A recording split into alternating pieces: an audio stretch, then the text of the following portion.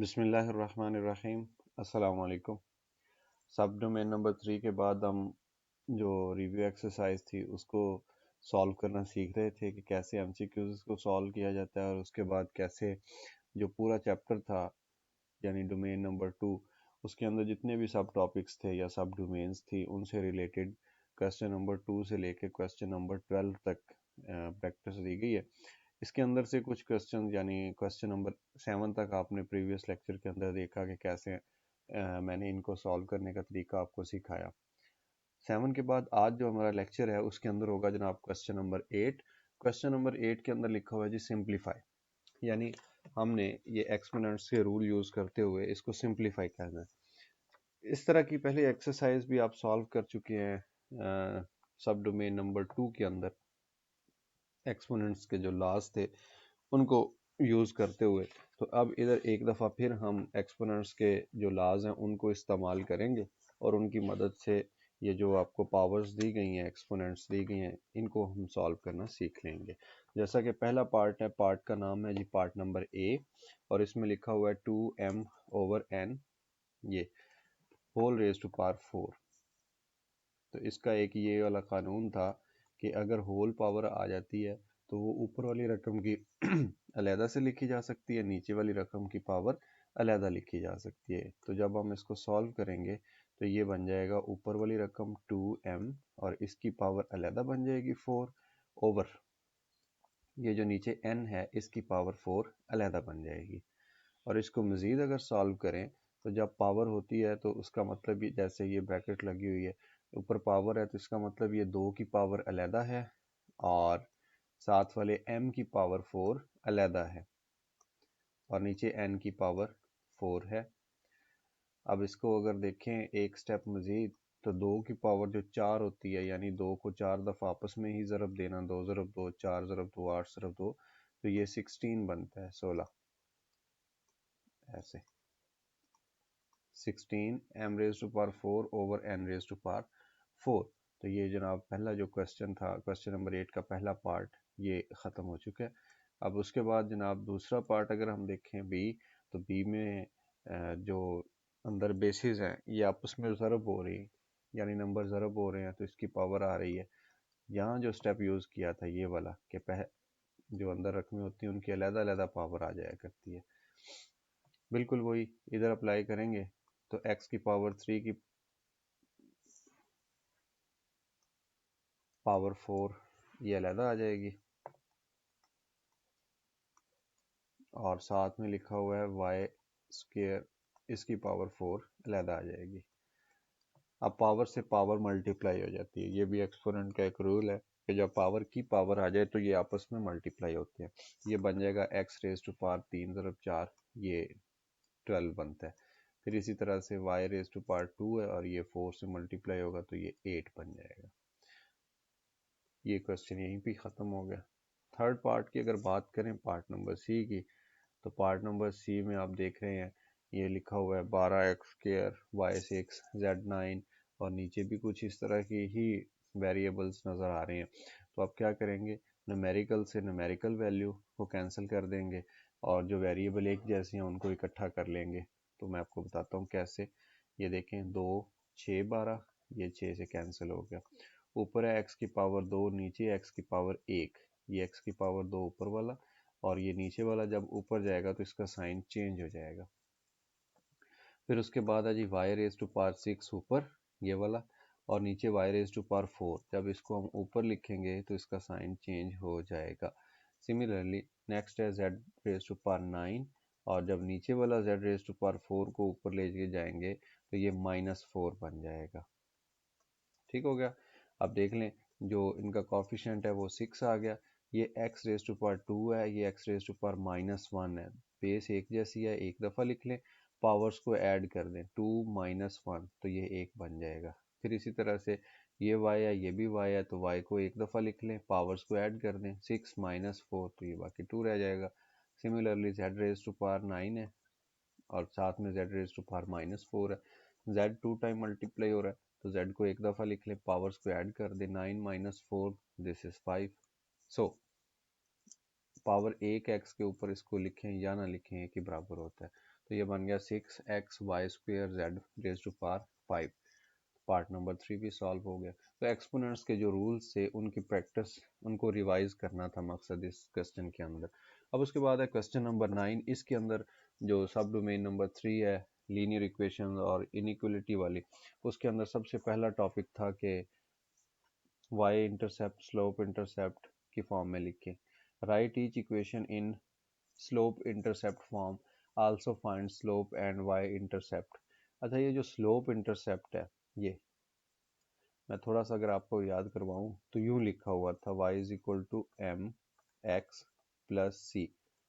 यानी आपने करना क्या है कि y को एक साइड पे अकेला कर देना है और बाकी तमाम वैल्यूज उठा के दूसरी साइड पे लिख देनी है।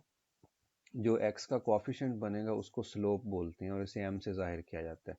ठीक है, फाइंड स्लोप यानी m की वैल्यू वो वाली फाइंड करनी है जो कोफिशिएंट के तौर पे x के साथ लगी होगी। फिर उसके बाद कह रहे हैं वाई इंटरसेप्ट भी मालूम करें। अब वाई इंटरसेप्ट क्या होता है कि आप एक्स की कोई फर्जी वैल्यू पुट कर दें इस इक्वेशन के अंदर, तो जो वाई का जवाब आएगा वो एक ऑर्डर पेयर बन जाएगा, उसको वाई इंटरसेप्ट कहते हैं। अभी मैं आपको ये क्वेश्चन सॉल्व करवाता हूँ तो आपको याद आ जाएंगे डेफिनेटली, जो हमने पिछले लेक्चर्स के अंदर सीखा है, क्वेश्चंस को सॉल्व किया है, बिल्कुल वही चीज़ आपको याद आ जाएगी। जैसा कि ये फर्स्ट पार्ट है, इसको अगर मैं सॉल्व करूँ तो इसको स्लोप इंटरसेप्ट फॉर्म में ले जाने के लिए ये 3y है, लेफ्ट साइड पे मौजूद है, इधर ही रहेगा। राइट साइड पे 3x है। ये जो -7 लेफ्ट पे था, जब इसका इन्वर्स ऐड करेंगे तो ये दूसरी साइड पे +7 हो जाएगा। अब देखें, ये y एक साइड पे आ गया, ये x आ गया, बट अभी तक ये सिंपलेस्ट फॉर्म में नहीं है, बिकॉज y के साथ 3 मल्टीप्लाई हो रहा है। इस y के साथ से ये 3 मल्टीप्लाई उतार के दूसरी साइड पे ले जाएं। मतलब क्या कि ये इधर अगर मल्टीप्लाई कर रहा है तो दूसरी साइड पे जाके ये सारी रकम को डिवाइड करेगा अपने इन्वर्स की वजह से।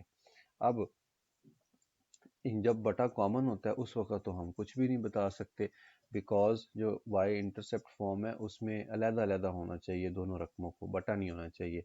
सो ये जो 3 है ये इस 3x का बटा अलग बना देते हैं ऐसे, और फिर यही 3 इस 7 का बटा अलग बना देते हैं ऐसे। ठीक हो गया, दो फ्रैक्शन के फॉर्म में लिख देते हैं, इसको पार्शियल फ्रैक्शन भी कहते हैं। सॉरी, ये 3 आता है यहाँ पे। ठीक है, ये 3 इस 3 से कैंसिल और बाकी रह गया x बस, और ये रह गया 7/3। अगर इसको कंपेयर करें हम अपने जो ओरिजिनल इक्वेशन है, जो y इंटरसेप्ट वाली फॉर्म, वो ऐसे है y is equal to a x plus c. Compare करने से हमें पता चला कि y तो चलो y के बराबर आ ही गया, ये इक्वल भी इक्वल के बराबर आ गया, ये x भी x के बराबर आ गया, लेकिन ये जो x का यहाँ पे कॉफिशिएंट है वो a की कीमत है, सॉरी a नहीं, मैं फिर मिस्टेक, m की कीमत है ना, ये एम एक्स प्लस सी है, तो ये m की कीमत है। इसका मतलब ये हुआ कि ये जो सॉल्व हमने किया अभी अभी, इसके अंदर जो स्लोप है उसकी वैल्यू है जी 1, और जो साथ में कांस्टेंट था c उसकी वैल्यू है जी 7/3। ठीक हो गया, तो ये इक्वेशन को हमने सॉल्व कर लिया है y इंटरसेप्ट की फॉर्म में, सॉरी स्लोप इंटरसेप्ट की फॉर्म में। मुझे पता नहीं क्या हो गया मैं अच्छा खैर, अब y इंटरसेप्ट फॉर्म निकालनी है तो इसी के अंदर आप x की फर्जी वैल्यू को पुट कर दें। आप कहेंगे x को हम 0 पुट कर देते हैं। जब x को आप यहाँ पे 0 पुट करेंगे तो फिर देखिए क्या चेंजेस आती हैं, यहाँ पे 0 आ जाएगा, +7/3 आ जाएगा। ठीक हो गया, तो 0 जब किसी भी चीज़ में ऐड होती है तो उस पर तो फ़र्क ही नहीं डालती, तो ये 7/3 ही आ गया। सो हमें एक ऑर्डर पेयर मिल गया कि जब x 0 था उस वक्त y की वैल्यू 7/3 आती है। ठीक, तो ये बोलेंगे आप इसको कि ये y इंटरसेप्ट है। इसको अगर मैं यूँ लिखना चाहूँ y इंटरसेप्ट, तो ये जो आपको नीचे नज़र आ रही है ये सारा प्रोसेस, ये y इंटरसेप्ट है और ये इसका फाइनल आंसर है। पार्ट नंबर बी की तरफ देखें अगर, तो पार्ट नंबर बी भी सेम ही क्वेश्चन है कि आपने पहले इसको लिखना है स्लोप इंटरसेप्ट फॉर्म में, तो उसके लिए y को अकेला करना है आपको, ये 4y आ गया, और दूसरी साइड क्या होगा 2x माइनस 7।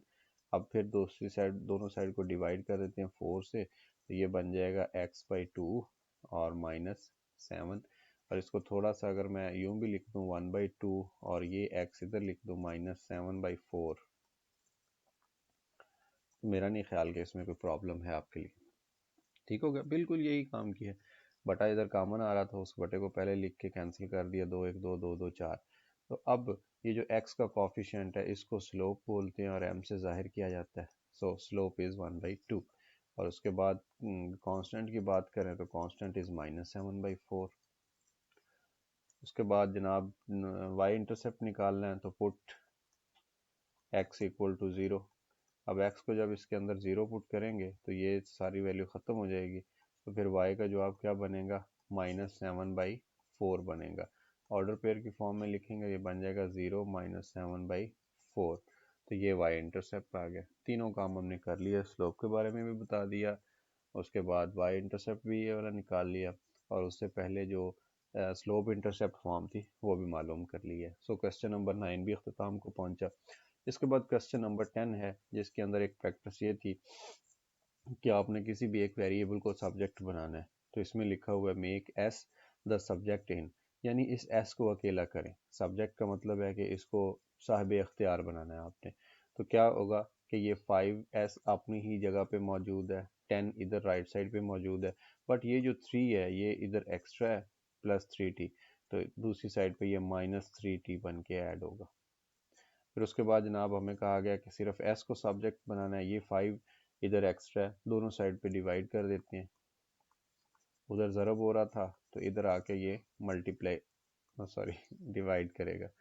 सो ये जो 5 है ये 10/5 सेपरेट आ जाएगा, ये -3/5 सेपरेट आ जाएगा, और ये t आ गया। इसको कैंसिल आउट करें तो ये 2 जवाब आ जाएगा। ठीक, -3/5t।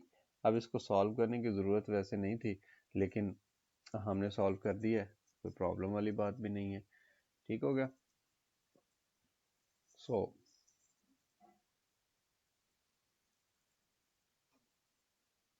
ये सब्जेक्ट बन गया। ठीक है, next part number question number 11 है, जो कि सेकंड लास्ट क्वेश्चन है इस एक्सरसाइज का। इसमें लिखा हुआ है if a is equal to x y then make y the subject. पहले तो इतना काम कर लेते हैं कि हम x को सब्जेक्ट बनाते हैं। ठीक है, ये x रहा, इस x को अकेला करना है। y इस साइड पे मल्टीप्लाई हो रहा है, दोनों साइड पे y से डिवाइड कर देते हैं, उधर ख़त्म हो गया, इधर अपेयर हो गया। सो x सब्जेक्ट बन गया। ठीक, इसको थोड़ा सा अगर हम मज़ीद लिखना चाहें तो आप x को लेफ़्ट पे लिख लीजिए और इन सारी रकमों को राइट पे लिख लीजिए, अब निशान चेंज नहीं होगा। ओके, फिर आगे क्या कह रहा है, ये सब्जेक्ट बन गया बस। Also find values of x if a to 40 है। अब यहाँ से क्वेश्चन का दूसरा रुख स्टार्ट हो गया कि a की वैल्यू अगर 240 हो, 240 एंड y अकेला 40 हो तो फिर x की कीमत निकालें। ये 0 0 से कैंसिल, और ये 4 6 24, यानी 6 टाइम 4 24 होता है। सो x का जो आंसर है वो 6 आ गया। यही हमें कहा गया था कि find the value of x if a, तो ये हमने निकाल दी है x की वैल्यू। क्वेश्चन नंबर 11 भी ख़त्म हो गया। क्वेश्चन नंबर 12 जो कि लास्ट क्वेश्चन है इस एक्सरसाइज का, इसमें लिखा हुआ है draw the graph of each of the following. यानी ये हमें y इक्वल टू 7x एक इक्वेशन दी गई है, इसका ग्राफ बनाना है, जो कि डेफिनेटली लीनियर इक्वेशन है, तो एक लाइन बनाएगी ग्राफ के अंदर। देख लेते हैं कैसी लाइन बनेगी। और फिर ये पार्ट नंबर 2 भी ऐसा ही है, बिल्कुल लाइन का ग्राफ बनेगा। अब उसके लिए आपको चाहिए एक टेबल जिसके अंदर x की वैल्यूज़ आप पुट करते जाएं और y आपके पास आता जाए।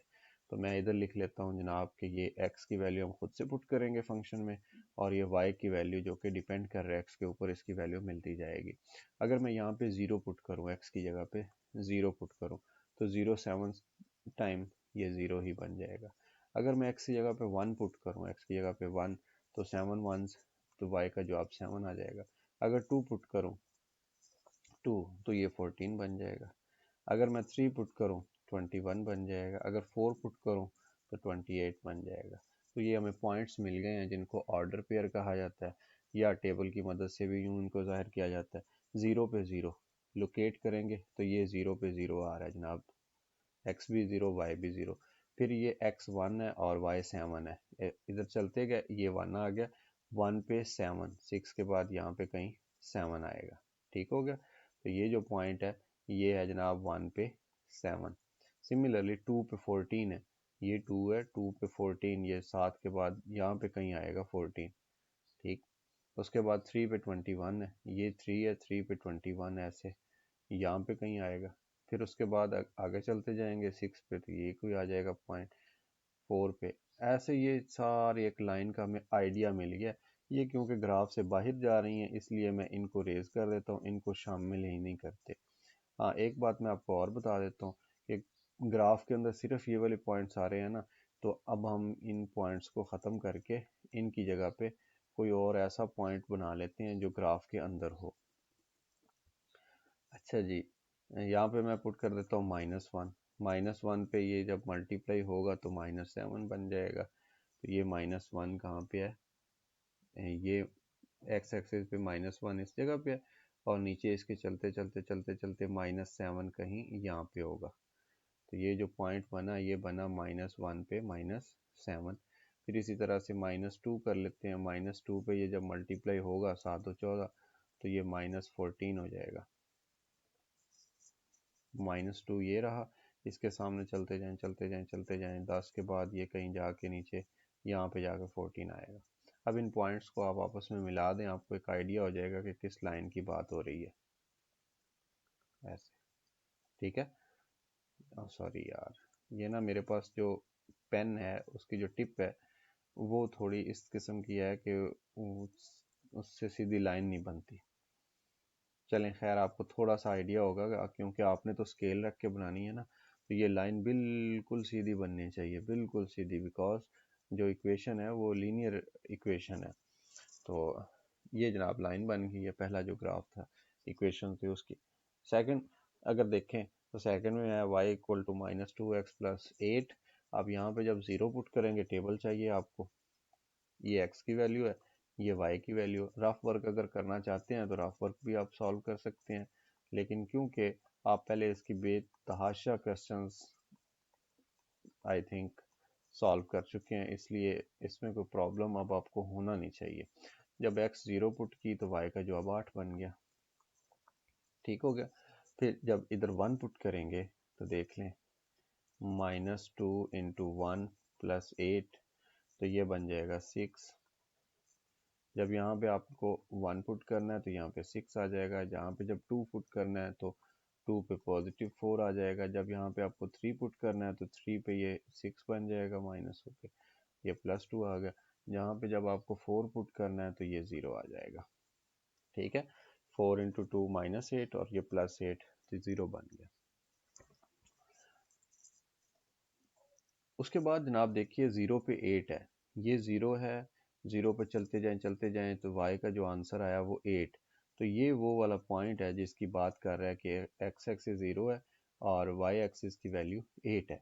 सिमिलरली x एक्सिस 1 पे 6 है, तो ये x की वैल्यू 1, 1 पे चलते गए तो ये 6 है। हाँ, अगर आपको नहीं पता कि ये किस तरीके से बन रहा है ग्राफ, तो जो ग्राफ वाली पीछे एक्सरसाइज है ना, सब डोमेन नंबर 3 के अंदर जो लीनियर इक्वेशंस का ग्राफ है, उसके अंदर मैंने ये बहुत डिटेल के साथ ये क्वेश्चन सॉल्व करवाए हैं। और लीनियर इक्वेशंस को जो सब डोमेन नंबर 3 की पहली एक्सरसाइज है उसके अंदर जो तीसरा क्वेश्चन है आई थिंक ग्राफिकल मेथड से सॉल्व करना, उसके अंदर लीनियर इक्वेशंस को सॉल्व करना भी सिखाया हुआ है बहुत डिटेल के साथ। तो आप वहाँ पे जाइए प्लेलिस्ट के अंदर, उन लेक्चर्स को गो थ्रू कीजिए अगर आपको पहले नहीं पता तो। अगर पता है तो फिर तो आपको समझ आ रही होगी। अब x एक्सिस 2 है, तो ये 0 1, और ये x एक्सिस 2, 2 पे कहाँ तक जाना है, 4 तक जाना है। तो ये जनाब 2 पे 4 है, ये 1 पे 6 था। सिमिलरली 3 पे 2 है, तो ये 2 के बाद ये 3 आ गया, 3 पे 2, ये पॉइंट 3 पे 2 की बात हो रही है। फिर 4 पे 0 है, ये 4 है, इस पे 0 आ गया, तो इसको यूँ लिखते हैं 4 पे y एक्सिस 0। तो ये आपको एक लाइन स्ट्रेट मिल गई है। सिमिलरली जब आप नेक्स्ट आएंगे तो नेक्स्ट आपको डेफिनेटली ये पॉइंट मिलेगा आई थिंक, फिर ये 6 पे +4 मिलेगा, ये ऐसे ही फिर ये पॉइंट ऐसे ये चलते जाएंगे तो इनको मिलाने से एक लाइन बन जाएगी जिसको कि आप बोलेंगे कि ये लीनियर है ग्राफ इस इक्वेशन का।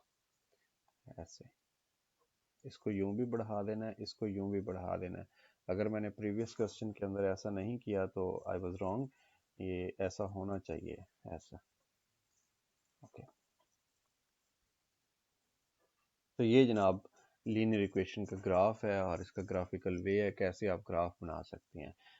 इस आखिरी क्वेश्चन के साथ ही हमारी रिव्यू एक्सरसाइज और डोमेन नंबर 2 अपने अख्ताम को पहुंची। इसके अंदर हमने क्या सीखा? इसके अंदर हमने ये सीखा कि कैसे सीक्वेंसेस को सॉल्व करना है, कैसे सीक्वेंस को डील करना है, कितनी टाइप्स की सीक्वेंसेस होती हैं, अरिथमेटिक सीक्वेंस, ज्योमेट्रिक सीक्वेंस में फ़र्क क्या होता है। उसके बाद हमने उनके कुछ फार्मूले पढ़े सीक्वेंसेस के। सीक्वेंस के फार्मूला पढ़ने के बाद एक्सपोनेंट्स वाली सब डोमेन आई। हमने देखा कि कैसे जो पावर्स हैं वो ली जाती हैं, वेरिएबल क्या होता है, कोफिशिएंट क्या होता है। फिर उसके बाद सब डोमेन नंबर 3 स्टार्ट हुई कि जिसके अंदर लीनियर इक्वेशंस और इनइक्वालिटीज़ के बारे में पढ़ा। और फिर उसके बाद रिव्यू एक्सरसाइज जो कि हम अपने पिछले 2-3 लेक्चर्स के अंदर सॉल्व करते आ रहे हैं। इनमें अगर आपको किसी भी किस्म का कोई प्रॉब्लम हो तो प्ले लिस्ट पूरी मौजूद है, आप उसको अच्छे तरीके से एक्सरसाइज वाइज, क्वेश्चन वाइज इसको देखिए। अगर फिर भी कोई प्रॉब्लम हो आपके जहन में, आपको समझ ना आ रही हो, किसी भी किस्म का इशू आपके सामने हो, तो आप मेरे साथ इस व्हाट्सएप नंबर पे कांटेक्ट कर सकते हैं। आप ऑनलाइन क्लासेस भी ले सकते हैं मुझसे। अपने इन वीडियो सीरीज़ को अपने ये जो चैनल है मैथमेटिक्स से रिलेटेड, अपने दोस्तों के साथ, अपनी फैमिली के साथ, क्लास फेलोज़ के साथ, उस्ताद के साथ शेयर कीजिए, इसका तज़किरा कीजिए, वीडियो लिंक्स शेयर कीजिए और मैक्सिमम कमेंट्स कीजिए, पूछिए, क्योंकि इंसान हमेशा पूछने से सीखता है। अपना बहुत सारा ख्याल रखिए। अल्लाह हाफिज़।